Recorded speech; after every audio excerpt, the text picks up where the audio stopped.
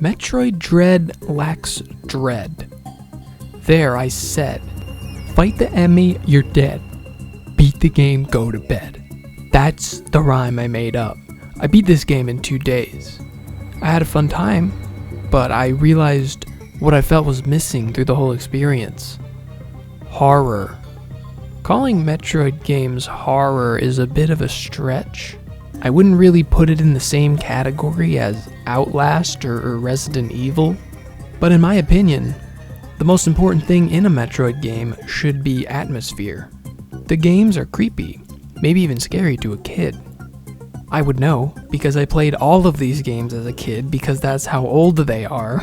I remember getting Prime 2 for my birthday, booting it up, walking into a room with dead bodies, getting stuck in a corner, and as one of the dead bodies comes to life and starts chasing me, turning the game off and not playing it again for 5 years. Nintendo's gotta maintain their cutesy, family-friendly brand, but that's why it's so special that we basically get a Nintendo horror game once in a blue moon. Where else do we go for that? Luigi's Mansion? Many have claimed that playing Super Metroid is like being a mouse trapped in a maze. It's creepy in its loneliness, its dark, gross environment, and bassy Super Nintendo soundtrack. Fusion is like being a mouse constantly chased by a cat. It makes up for its linearity with surprises at every corner, shaking up what you expect from the series and forcing you to encounter something you simply cannot deal with. I always imagined Metroid Dread following in these footsteps. The way they said that the technology just wasn't there, the game can't be ready yet, we have to delay it, we have to cancel it, whatever. It made me think they wanted to go bigger. Like, instead of all the scripted sequences of Fusion, maybe you're actually stalked throughout the entire experience by an AI. It would be an outstanding feat if they pulled that off well, and part of me thinks that this might have been what they dreamed about all those years ago. I look at the Emmys in this game, and I think it just feels like an unfortunate compromise. Like they couldn't make it work, so they just held back.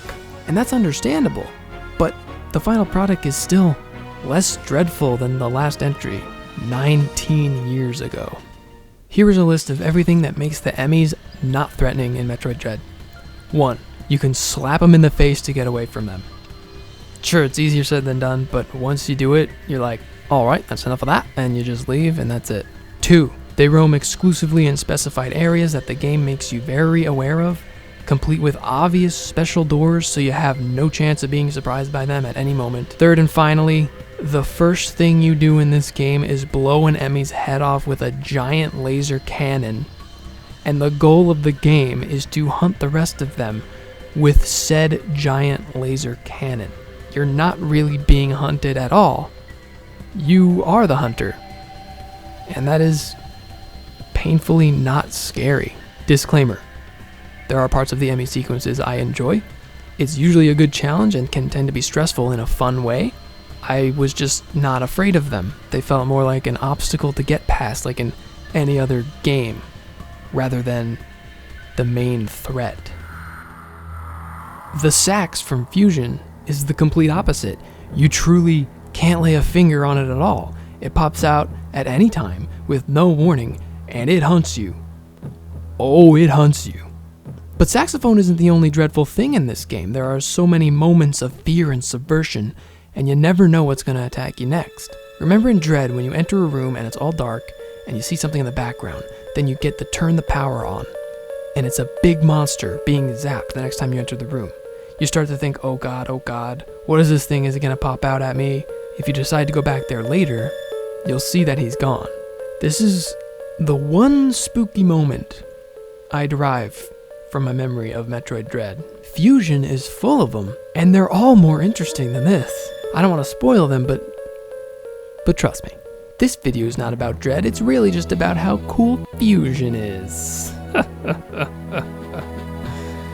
I'm only half joking. The thing people like to dunk on Fusion for is that it's too linear.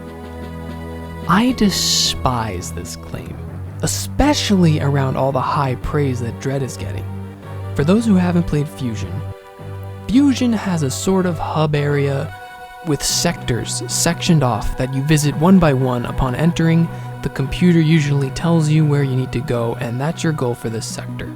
You might be thinking, oh, that sounds kind of annoying and not what a Metroid game should be. Okay, now let me ask the people who have played Fusion. How many times in this game are you able to go right to the target without taking some crazy detour, or realizing it can't be done at all, or being attacked by a killer robot you thought was dead? Let's go, in and out, 20 minutes adventure.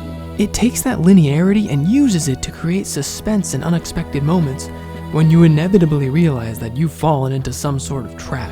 You know what game's really linear? Dread. I only realized this about halfway through, but basically, as soon as you get a new item, just go to the nearest door that's now unlockable, and you are on the right path. That's it.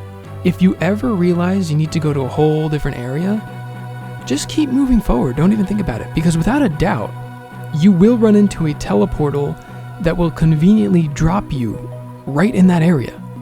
This game is deliberately designed for you to just keep marching forward so you don't get lost, and it does nothing to shake that formula.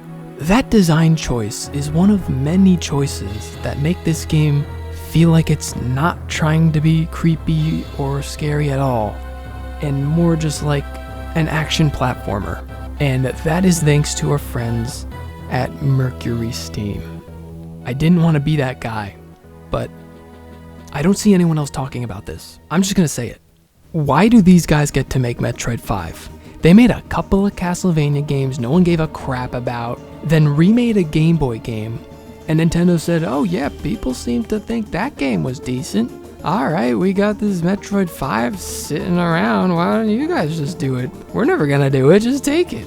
It just shows how they don't treat Metroid with the same respect as their other stuff. Like, just imagine, Grezzo, you know, those guys that made like Ocarina and Majora's Mask 3D remakes. Yo guys, those games did really well. People seem to really like those versions of old games that we already made. You know what? We were thinking about making a sequel to Breath of the Wild. Why don't you guys just do it? I don't see why not. I'm getting off topic. Point being, they care more about the action shooty side of Metroid than the atmospheric side, which is what the series is really about. We already saw this in Samus Returns. Put Ridley in it. But why? It could be a fun fight, you know, they like fighting, they shoot, and it's a whole fight, fighting Ridley.